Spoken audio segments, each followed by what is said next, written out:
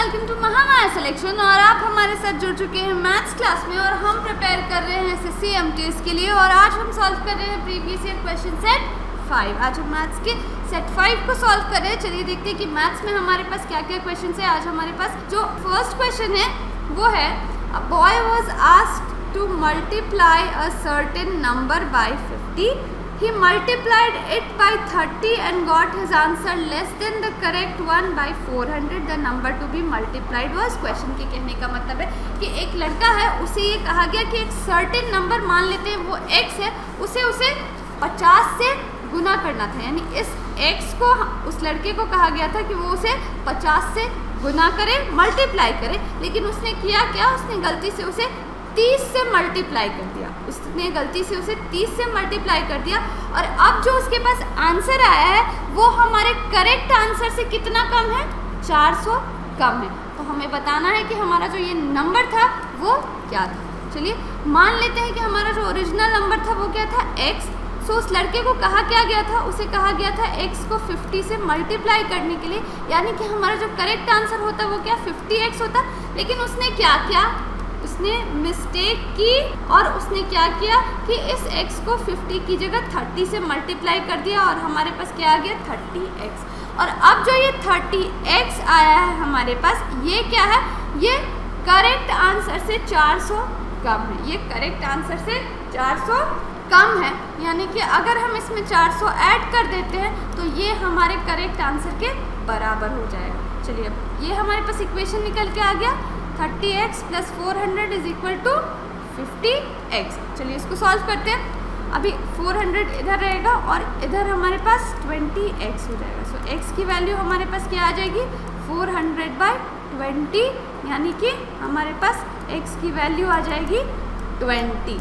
सो जो हमारा सर्टेन जो नंबर हमने माना था, जो हमें बताना है वो क्या है, x, और उसकी वैल्यू क्या निकल के आ रही है, 20 यानी कि 20। तो हमारा करेक्ट आंसर क्या होगा, ऑप्शन बी, 20 हमारा करेक्ट आंसर होगा। चलिए अब आगे बढ़ते हैं नेक्स्ट क्वेश्चन की तरफ। नेक्स्ट क्वेश्चन हमारे पास है 0.6 of a number is equal to 0.08 of another number. दो संख्याएं हैं हमारे पास, दो संख्याएं हैं। एक संख्या का 0.6 वो दूसरे संख्या के 0.08 के बराबर है। सो हमें रेशियो ऑफ नंबर्स बताना है, उन दो संख्याओं का अनुपात कितना होगा ये हमें बताना है। चलिए मान लेते हैं कि हमारे पास एक संख्या क्या है, वो x है और दूसरी संख्या हमारे पास y है।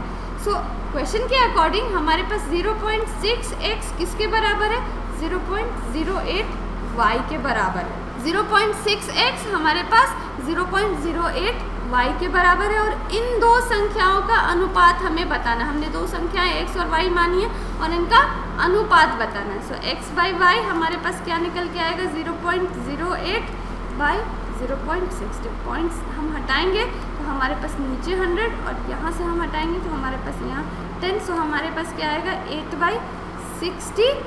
जब हम इसे सिंप्लीफाई करेंगे तो हमारे पास क्या आएगा, 2 से ये 4 टाइम्स में और ये 30 टाइम्स में, एंड देन अगेन 2 से ये 2 और ये 15 बार में। यानी कि जो रेशियो x और y का हमारे पास निकल के आ रहा है वो क्या है, 2 और 15। यानी कि हमारा करेक्ट आंसर क्या होगा, ऑप्शन सी, 2:15 हमारा करेक्ट आंसर होगा। चलिए आगे बढ़ते हैं नेक्स्ट क्वेश्चन की तरफ। नेक्स्ट क्वेश्चन भी हमारे पास नंबर का है।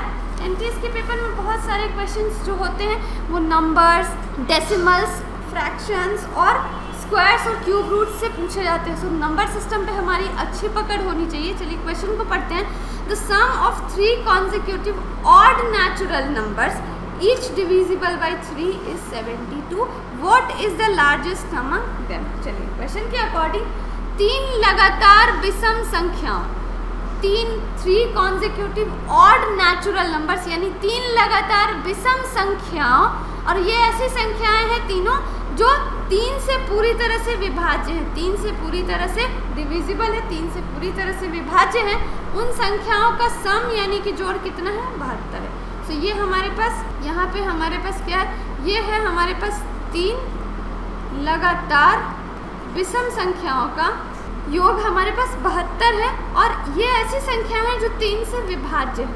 तो हमें बताना है कि इन तीनों में जो सबसे बड़ी संख्या है, लार्जेस्ट है, वो कौन सी संख्या है। चलिए इसको सॉल्व करना शुरू करते हैं। मान लेते हैं कि जो हमारा फर्स्ट ऑड नेचुरल नंबर जो कि 3 से डिविजिबल है वो x है, तो दूसरा कौन सा संख्या होगा जो लगातार होगा, विषम भी होगा और 3 से विभाज्य भी होगा। इसके लिए हम क्या करेंगे, x में 3 जोड़ देंगे, यानी कि हमारी दूसरी संख्या x प्लस 3 होगी। और इसके बाद जो तीसरी वो ऑड संख्या जो कि 3 से विभाज्य है वो क्या होगी, वो हमारे पास x प्लस 6 होगी। तो ये तीनों संख्याएं हैं x प्लस 3 और x प्लस 6। अब इसका सम हमें कितना दिया हुआ है, इसका सम हमें दिया हुआ है 72 यानी कि 72। अब इसको सॉल्व करते हैं तो हमारे पास 3x plus 9 is equal to 72। 3x हमारे पास क्या आएगा, 72 माइनस 9 यानी कि हमारे पास यहाँ 63 और x की वैल्यू क्या हो जाएगी 63/3 यानी कि x की वैल्यू हमारे पास 21 निकल के आ रही है। और हमें बताना है क्या, लार्जेस्ट बताना है हमें x की वैल्यू नहीं बतानी, हमें लार्जेस्ट संख्या बतानी है। और लार्जेस्ट हमारा क्या होगा, लार्जेस्ट हमारा x प्लस 6 होगा। सो अगर हम 21 में 6 जोड़ते हैं तो हमारे पास क्या आता है 27। सो हमारा जो करेक्ट आंसर होगा इस क्वेश्चन का वो होगा ऑप्शन सी 27 यानी कि 27।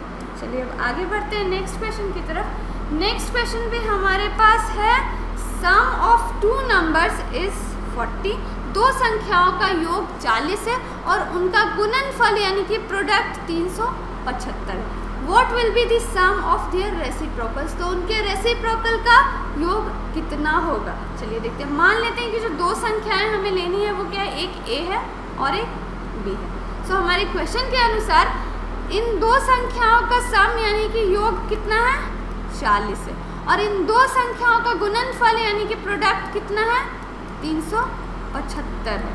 सो हमारे पास क्या इक्वेशन बन के आया, a प्लस बी 40 और ए बी 375। अब हमें करना क्या है, हमें इनके रेसिप्रोकल का सम निकालना, यानी कि हमारे पास संख्या a है तो इसका रेसिप्रोकल होगा 1/a और संख्या b है हमारे पास अगर संख्या b है तो इसका रेसिप्रोकल हमारे पास क्या होगा 1/b होगा और इसे हमें ऐसे ऐड कर देना हो और यही वैल्यू हमें निकालनी है। सो जब हम इसको ऐसे ऐड करेंगे तो हमारे पास क्या आएगा a प्लस b और a प्लस बी की वैल्यू यहाँ है और ए बी की वैल्यू यहाँ है। सो a प्लस बी हमारे पास कितना हो गया 40 और ए बी हमारे पास कितना हो गया 375।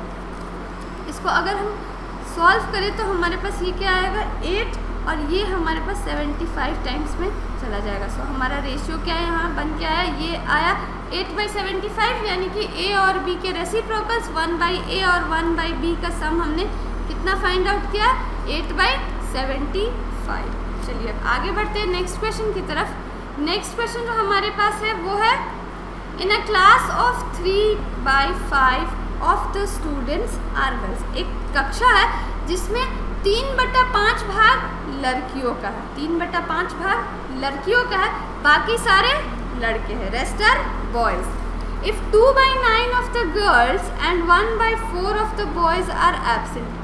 अगर लड़कियों की संख्या का 2/9 भाग और लड़कों की संख्या का 1/4 भाग एब्सेंट है, नहीं आया है, तो what part of total number of students are present.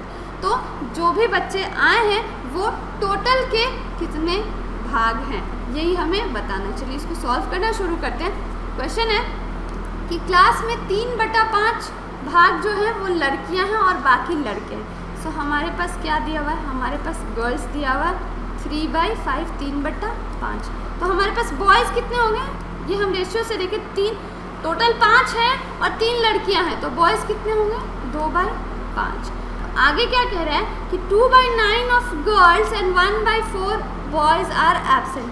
2/9 लड़कियां एब्सेंट हैं, 2/9 लड़कियां एब्सेंट हैं और 1/4 लड़के एब्सेंट हैं। सो अब अगर यहाँ 2/9 लड़कियाँ एब्सेंट है तो आई कितनी है, टोटल 9 है उनमें से 2 एब्सेंट है, तो आई कितनी है 7/9 प्रेजेंट है, 7/9 लड़कियाँ प्रेजेंट हैं। और उसी तरह यहाँ पे 1/4 एब्सेंट है, यानी कि टोटल अगर 4 बॉयज़ हैं और उनमें से 1 एब्सेंट है तो आई कितनी है 3/4 प्रेजेंट है हमारे पास। तो अब हमें पता क्या करना है, हमें पता करना है what part of the total number of students are present, यानी कि टोटल का हमारे पास कितना भाग आया है, कितने बच्चे टोटल के आए हैं। ये हम कैसे निकालेंगे, यहाँ से हम लड़कियों की संख्या निकालेंगे। लड़कियाँ हमारी कितनी हैं, 3/5 का 7/9 भाग, और लड़के कितने हैं, 2/5 का 3/4 भाग। ये हमारा गर्ल्स है और ये हमारे बॉयज़ हैं। सो यहाँ पे अभी हम क्या करेंगे, इसे सिंप्लीफाई करेंगे। सो हमारे पास क्या आया, 7/15 प्लस इसे अगर हम और सिंप्लीफाई करें तो हमारे पास 3/10 आएगा। और अब इसे आगे अगर सॉल्व करें तो हमारे पास क्या आएगा, हमारे पास यहाँ LCM आएगा 30 और ये हो जाएगा 14 प्लस ये हमारे पास 9 और ये हो जाएगा 23/30, यानी कि कुल संख्या का, कुल छात्रों की संख्या का 23/30 भाग ही कक्षा में उपस्थित है। यानी कि हमारा जो करेक्ट आंसर होगा वो होगा ऑप्शन ए, 23/30। चलिए अब आगे बढ़ते हैं नेक्स्ट क्वेश्चन की तरफ। नेक्स्ट क्वेश्चन जो है हमारे पास ये भी परसेंटेज का है। क्वेश्चन है, if x is 80% of y, what percent of x is y। अगर x y का 80% है तो y x का कितना प्रतिशत है, ये हमें बताना है। चलिए देखते हैं किसको कैसे करेंगे। क्वेश्चन के अकॉर्डिंग x जो है वो हमारा क्या है, 80% है y का। x जो है हमारा ये क्या है, 80% y का है। इसे अगर हम और सिंप्लीफाई कर ले तो ये हमारा 4/5 y होगा। सो x जो है वो y का 4/5 भाग है। अब अगर y की वैल्यू हम यहाँ से निकालें तो हमारे पास 5/4 x आ रहा है हमारे पास। और अब हमसे यही पूछा गया what percent of x is y, x का कितना परसेंट y है। तो ये हम कैसे निकालेंगे, हम निकालेंगे y/x इंटू 100। y की वैल्यू हमारे पास क्या है, 5/4 x और नीचे में भी x इंटू 100। तो ये हमारे पास x कैंसिल आउट, 5/4 इंटू 100। इसे जब हम कैलकुलेट करेंगे तो हमारे पास ये आएगा 25 और ये हो जाएगा 125%, यानी कि जो y जो है वो x का 125% है। सो हमारा करेक्ट आंसर ऑप्शन डी होगा 125%। चलिए अब आगे बढ़ते हैं नेक्स्ट क्वेश्चन की तरफ। नेक्स्ट क्वेश्चन जो हमारे पास है वो है LCM और HCF का। LCM और HCF भी काफ़ी फ्रीक्वेंटली पूछे जाते हैं, SSC, CGL हो, MTS हो, इन सारे एग्जाम्स में HCF और LCM भी पूछे जाते हैं। इसलिए HCF और LCM को हम इग्नोर नहीं करना है, इनको भी बहुत अच्छे से पढ़ना है। चलिए क्वेश्चन को पढ़ते हैं। The product of the LCM and HCF of two numbers is 24। दो संख्याओं की LCM और HCF का गुणनफल कितना है, 24 है। The difference between two numbers is 2। उन दो संख्याओं के बीच का अंतर कितना है, 2 है। तो हमें वो नंबर्स बताना है। चलिए मान लेते हैं कि एक नंबर x होगा, तो दूसरा, चूंकि उनके बीच में डिफरेंस अंतर 2 का है, तो दूसरा नंबर कितना होगा, x+2 होगा। अब इस दो संख्याओं को अगर हम गुना करें x+2, तो ये किसके बराबर होगा, इन दो संख्याओं को जब हमने गुना किया तो ये किसके बराबर होगा, ये LCM इंटू HCF के बराबर, यानी कि 24 के बराबर होगा। और जब हम इसे फॉर्म करेंगे तो हमारे पास ये क्या आएगा, x² + 2x - 24 = 0। सो जब हम इसके फैक्टर्स निकालते हैं तो हमारे पास क्या आएगा, हमारे पास आएगा x + 6 = 0, x - 4 = 0। सो हमारे पास x की वैल्यू -6 और x की वैल्यू +4 आएगी। नेगेटिव को हम कभी कंसिडर नहीं करते हैं, इसलिए इस बार भी नेगेटिव x = -6 की वैल्यू को हम लोग कंसिडर नहीं करेंगे और x की वैल्यू कितना लेंगे, +4 लेंगे। सो यहाँ पे जो हमारी पहली संख्या थी वो कितनी है, 4, और दूसरी संख्या कितनी है, अगर हम x में 2 जोड़ दें तो यानी कि 6। सो पहली संख्या 4 और दूसरी संख्या 6 है हमारे पास। सो हमारा करेक्ट आंसर क्या होगा, 8 and 6 wrong, 8 and 10 wrong, 2 and 4 wrong. हमारा जो करेक्ट आंसर होगा वो होगा 6 and 4। हमारा जो करेक्ट आंसर होगा वो होगा 6 and 4। 6 और 4 ऐसी दो संख्याएं हैं। चलिए अब आगे बढ़ते हैं नेक्स्ट क्वेश्चन की तरफ। नेक्स्ट क्वेश्चन जो हमारे पास है ये डिविजिबिलिटी रूल का है, विभाजन रूल का है। कुछ रूल्स होते हैं सारे डिजिट्स इसके अपने अलग अलग, वो हमें याद रखने होते हैं। चलिए क्वेश्चन को देखते हैं। If star 381 is divisible by 11 then the digit at the 10th place of star is. Question कहने का मतलब है कि अगर ये जो संख्या है स्टार 381, अगर ये 11 से विभाज्य हो तो स्टार की जगह पे कौन सा संख्या आएगा, स्टार की जगह पे कौन सा संख्या आएगा, यही हमें बताना है। चलिए देखते हैं।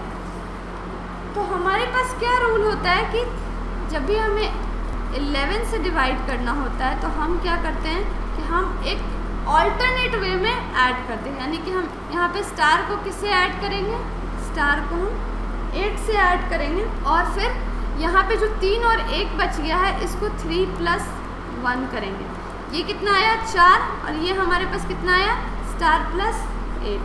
अब इन दोनों का जो डिफरेंस होगा वो क्या होगा, यहाँ हमारे पास क्या होगा x + 8 - 4, हमारे पास यहाँ पे x + 4 होगा, यहाँ पे 8 में से 4 जाएगा तो यहाँ पे x + 4 बचेगा। सो ये जो x + 4 है ये 11 से पूरी तरह से विभाज्य होना चाहिए। इस 4 में हम कौन सी ऐसी छोटी संख्या को जोड़ेंगे ताकि वो 11 से पूरी तरह विभाज्य बन जाए। हमारे पास 4 है और इसमें हमें एक संख्या जोड़नी है ताकि वो 11 से पूरी तरह विभाज्य हो जाए। तो वो कौन सी छोटी संख्या होगी जिसे ये 11 बन जाए। सो ये क्या होगा हमारे पास 11 - 4 यानी कि 7। 7 वो सबसे छोटी संख्या है जो यहाँ पे आएगी, जिससे कि ये जो संख्या है वो 11 से पूरी तरह विभाज्य होगा। सो हमारा करेक्ट आंसर ऑप्शन डी 7 होगा। चलिए अब आगे बढ़ते हैं नेक्स्ट क्वेश्चन की तरफ। नेक्स्ट क्वेश्चन हमारे पास है by which smallest number should 5808 be multiplied so that it becomes a perfect square. वो कौन सी छोटी संख्या है जिसे 5808 को गुना किया जाए तो ये एक पूर्ण वर्ग बन जाए, परफेक्ट स्क्वायर बन जाए। चलिए इसको देखते हैं कैसे करना है। हमारे पास जो 5808 है ना, इसके फैक्टर्स हम निकालते हैं। जब इसकी फैक्टर्स निकालेंगे तो हमारे पास क्या आएगा 2 × 2 × 2 × 2 × 3 × 11 × 11। ये 5808 के फैक्टर्स हैं। चलिए इसमें पेयर्स काउंट करते हैं। हमारे पास ये 1 पेयर, ये 2 पेयर और ये तीसरा पेयर। ये जो 3 है हमारे पास ये केवल बेचारा अकेले रह गया। सो यहाँ भी 2 के पेयर बने, यहाँ भी 2 के पेयर बने और यहाँ 11 के पेयर बने। इसको पूर्ण वर्ग बनाने के लिए हमें यहाँ 1 और 3 को लाना होगा, तभी इस 3 का एक पेयर बनेगा और ये क्या होगा एक पूर्ण वर्ग बन जाएगा। सो अभी अगर हम यहाँ पे देखें तो 2 × 2 × 2 × 2 × 3 × 3 × 11 × 11 ये हमारा पूर्ण वर्ग होगा और ये क्या होगा 17424 और ये किसका है 132 का स्क्वायर है। सो हमें यहाँ क्या करना है, हमें वो छोटी संख्या जिसे इसे गुना करना है वो क्या होगी 3, क्योंकि 3 ही यहाँ अनपेयर्ड है, बाकी सारे पेयर्ड है, 3 हमारा अनपेयर्ड है, इसलिए हमें 3 से इसको गुना करना होगा और हमारा करेक्ट आंसर हो जाएगा option D 3। The maximum number of students among whom 1001 pens and 910 pencils can be distributed in such a way that each student gets same number of pens and same number of pencils is। हमें उन अधिकतम छात्रों की संख्या बतानी है जिनके बीच में 1001 पेन और 910 पेंसिल इस तरीके से बांटा जाए कि सभी को बराबर नंबर के पेन और पेंसिल मिले। तो हमें वो मैक्सिमम नंबर बताना है। जब भी ऐसे क्वेश्चंस हो और मैक्सिमम नंबर्स की बात की जा रही हो, जब भी ऐसे क्वेश्चंस हो और मैक्सिमम नंबर्स की बात की जा रही हो तो हमें ये समझना चाहिए कि मैक्सिमम नंबर क्या इंडिकेट करता है, maximum number highest common factor यानी कि HCF को इंडिकेट करता है। जब भी हम किसी मैक्सिमम नंबर की बात करें ऐसे डिस्ट्रीब्यूट करने वाली चीज़ों में तो वहाँ बात HCF की यानी कि हाईएस्ट कॉमन फैक्टर की हो रही है। तो हम यहाँ क्या करेंगे, हम यहाँ HCF ऑफ 1001 एंड 910 का HCF निकालेंगे। जब हम इसका HCF निकालते हैं तो हमारे पास क्या आता है, हमारे पास आएगा इन दोनों का अगर हम HCF निकालें तो HCF हमारे पास 91 आना चाहिए। सो जो मैक्सिमम नंबर ऑफ स्टूडेंट्स होंगे यानी कि छात्रों की जो अधिकतम संख्या होगी जिनके बीच में 1001 पेन और 910 पेंसिल इस तरह से बांटा जाए कि उन्हें बराबर बराबर मिल जाए, तो उसमें अधिकतम संख्या क्या होगी बच्चों की, वो होगी 91, यानी कि ए हमारा ऑप्शन 91। चलिए अब आगे बढ़ते हैं नेक्स्ट क्वेश्चन की तरफ। नेक्स्ट क्वेश्चन जो हमारे पास है वो प्रॉफिट एंड लॉस का है। क्वेश्चन हमारे पास प्रॉफिट एंड लॉस का है। क्वेश्चन को पढ़ते हैं। A tradesman marks his goods 10% above his cost price. एक व्यापारी है, वो अपने सामान को क्या करता है कि 10% ऊपर मार्कअप करता है कॉस्ट प्राइस से। कॉस्ट प्राइस से 10% बढ़ाकर वो दाम को फिक्स रखता है। If he allows his customers 10% discount on the marked price, how much profit और loss does he make if any. So अगर इस केस में क्या करे कि जब उसने 10% से कॉस्ट बढ़ा दिया है, लेकिन वो अपने कस्टमर्स को क्या देता है, 10% का डिस्काउंट भी साथ में देता है। मार्क प्राइस पे ये डिस्काउंट दी जाती है, तो हमें ये बताना है कि उसे प्रॉफिट और लॉस कितने का हुआ, क्या उसे प्रॉफिट हुआ या लॉस हुआ, और जो भी हुआ वो कितने का प्रॉफिट या लॉस हुआ। चलिए इस क्वेश्चन को सॉल्व करते हैं। मान लेते हैं कि हमारे पास CP क्या है, 100 रुपये। हमारे पास CP 100 रुपये। तो पहले उसने क्या किया कि उसने CP से 10% बढ़ाकर मार्कअप प्राइस रख दिया। उसने CP से बढ़ाया और MP हमारा 10% बढ़ा दिया। यहाँ पे कितना बढ़ेगा, यहाँ 10% बढ़ा दिया, तो ये कितना आएगा, ये हमारा 110 आएगा। और अब वो क्या करता है कि इस मार्क प्राइस पे यानी कि MP पे वो डिस्काउंट देता है। और डिस्काउंट कितने का, 10% का वो डिस्काउंट भी देता है मार्क प्राइस पे। तो 110 का 10% हमारे पास कितना होगा, 110 का 10% हमारे पास 11 होगा। 110 में से अगर 11 हमारा चला जाए तो हमारे पास SP कितना, 99 बचेगा। यानी कि वो उसका CP कितना है, 100। उसने मार्कअप कितने से किया, 110, लेकिन फिर उसने डिस्काउंट दे दिया 10% का, तो हमारा SP कितना हुआ, SP हमारा 99 रुपये हुआ। यानी कि हमारा CP यहाँ क्या है, CP यहाँ बड़ा है SP से। सो यहाँ क्या होगा, यहाँ डेफिनेटली लॉस ही लॉस होगा, यहाँ घाटा होगा। और कितने का घाटा होगा, हमारा SP क्या है, हमारा SP है 99 और CP 100। सो 100 माइनस 99/100 इंटू 100, यानी कि यहाँ पे हमारे पास क्या आएगा, 1% का लॉस हो रहा है, 1% का लॉस हो रहा है ट्रेड्समैन को अगर वो इस तरीके से बेचता है तो। सो हमारा करेक्ट आंसर क्या होगा, ऑप्शन बी, 1% लॉस। चलिए अब आगे बढ़ते हैं। हमारे पास जो नेक्स्ट क्वेश्चन है वो है, a person who spend 66 2/3 of his income is able to save ₹1200 per month, his monthly expenses in rupees are. एक व्यक्ति है जो अपनी इनकम का, अपनी आय का 66 2/3 भाग खर्च कर देता है और वो बचा कितना पाता है, वो बचा 1200 रुपये मंथली बचा पाता है। यानी एक महीने में वो 1200 रुपये सेव करता है, तो उसके मंथली एक्सपेंसेस यानी कि उसका मासिक खर्च कितना होगा, ये हमें बताना है। चलिए क्वेश्चन को सॉल्व करते हैं। वो स्पेंड कितना करता है, 66 2/3 भाग। अब ये जो वैल्यू है इसके हमें सिंपल फ्रैक्शंस याद होने चाहिए। इन सारी ऐसी जो ट्रिकी वैल्यूज़ होती हैं इनके सिंपल वैल्यूज़ हमें याद होने चाहिए। 66 2/3 का सिंपल फ्रैक्शन वैल्यू होगा 2/3, यानी कि वो अगर 3 कमाता है तो 2 वो खर्च कर देता है। तो सेव कितना करेगा वो, सेव वो कितना करेगा, वो 2 खर्च करता है, 3 कमाता है, तो 1/3 वो सेव करेगा। और ये सेव की हमारे पास क्या वैल्यू दी गई है, ये सेव की हमारे पास वैल्यू दी गई है 1200 रुपये। ये सेव की हमारे पास वैल्यू 1200 रुपये दी गई, यानी कि वो 1200 रुपये बचाता है। तो हमें बताना है कि उसके मासिक खर्च कितने हैं, यानी वो खर्च कितना करता है। वो खर्च कितना करता है, वो 2 भाग खर्च करता है। वो 1 भाग बचाता है और 2 भाग खर्च करता है।